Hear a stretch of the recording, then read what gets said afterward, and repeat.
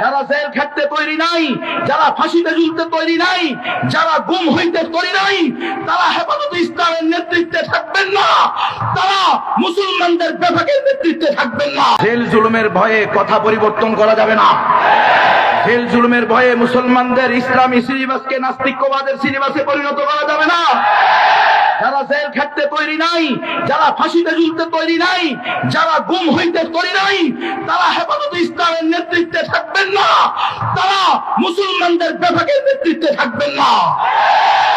যদি থাকতে হয় নিজের জান, নিজের মাল, নিজের সন্তান, নিজের বংশ সব কিছুকে প্রয়োজনে রিস্কে ফেলতে হবে। যতদিন আল্লাহর জমিনে আল্লাহর দ্বীন কায়েম হবে না, আল্লাহর জমিনে আল্লাহর শরিয়া বাস্তবায়ন হবে না, ততদিন আমাদের এই সংগ্রাম চলতে থাকবে, নাস্তিকরা যতই বাধা দিক না কেন। আমাদের ওলামায়ে কেরাম, আমাদের আকাবিরগণ যেই দফাগুলো দিয়ে গিয়েছেন, এই নাস্তিক্যবাদের আস্ফালন যতদিন বন্ধ হবে না, নাস্তিক্যবাদী সিলেবাস যতদিন বন্ধ করা হবে না, ঈমানওয়ালা মুসলমানদের নিকটে তাওহীদের সাথে সমন্বয় করে, ইসলামের সাথে সমন্বয় করে সিলেবাস তৈরি করা না হলে হেফাজতে ইসলাম কখনো ঘরে ফিরবে না ইনশাআল্লাহ। মুহিবুল্লাহ বাবুনগরী সাহেব দামাত বারাকাতুহুল আলিয়া, আমির হেফাজত, কায়েদ মিল্লাত, আল্লাহ তাআলা হযরতকে নেক হায়াত দান করেন। আমি প্রায় 12:30টার সময় এখানে আসছি, অনেক আগে চলে আসছি। আমি জানি না, আমি জোরের পর শুরু হয়ে যাবে, আমার ভুল ছিল। যাই হোক, হযরত আমাকে একটা কথাই বললেন স্পষ্ট। আমি হুজুরকে যখন বিভিন্ন বিষয় বললাম, হুজুরের কথা হলো, গুনবী সাহেব আমার বয়স কিন্তু শেষ, হায়াত শেষের দিকে, জানি না কয়দিন বাঁচি। এখন আপনি এসে আমার পাশে বসছেন কেন? জেলে যখন গেছেন তখন আমার নিয়ে যান নাই কেন? আর যে আকাবিররা আকাবির সাথে বসে আর কয় দেখছো নি এত এত হক কথা বলছে, এখন নিজেও ধ্বংস হয়েছে, পরিবারও ধ্বংস হয়েছে। নাউযুবিল্লাহ মিন যালিক। তার মানে নবী রাসূলরা ধ্বংস হয়েছে, সাহাবায়ে কেরামরা ধ্বংস হয়েছে। হক কথা বলতে হবে, হক কথা বলে নিজের জায়গায় থাকাও সুন্নাত, হক কথা বলে পালানোও সুন্নাত, হক কথা বলে জেলে যাওয়াও সুন্নাত, হক কথা বলে মাইর খাওয়াও সুন্নাত, মাইর দেওয়াও সুন্নাত। কথা হক হবে। তাগুতের সাথে আবার কিসের ইয়া? তাগুতের সাথে কোন ধরনের আমাদের মিশামিশি চলবে না। তাগুতের সাথে কথা স্পষ্ট, আমরা এই জমিনে শরিয়া চাই।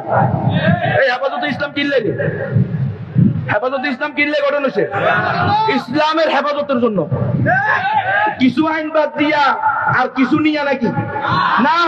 সুতরাং হেফাজত ইসলামের যত কর্মসূচি আছে, সকল কর্মসূচির প্রধান ঘোষণা হবে, মিছিল হবে, আমরা পূর্ণাঙ্গ জীবন বিধান ইসলামকে চাই। হুজুরের কথা হলো, আমার 90 বছরের বেশি বয়স। জুনায়েদ বাবুনগরীর বয়স যখন 7 বছর, তখন আমি এই দারুল উলুম দেওবন্দ থেকে দাওরা হাদিস শেষ করে দেশে আসছি। ওই বছর জুনায়েদ বাবুনগরীর ঘটনা হয়েছে, আমার ছোট বোনের ছেলে।